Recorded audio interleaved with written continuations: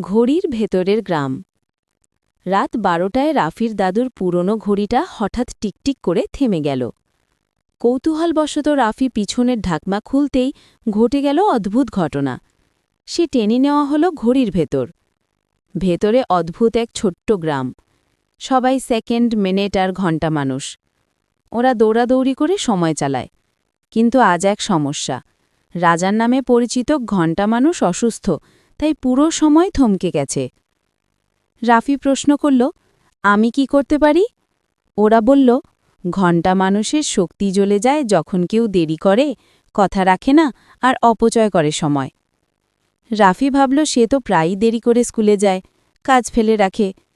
সে লজ্জা পেল, তারপর বলল, আমি প্রতিজ্ঞা করছি সময় নষ্ট করব না। অদ্ভুত! মুহূর্তে ঘণ্টা মানুষের গায়ে আলো জ্বলে উঠল। গ্রাম আবার চলতে শুরু করল। চোখ খুলে রাফি দেখল সে তার ঘরে দাঁড়িয়ে।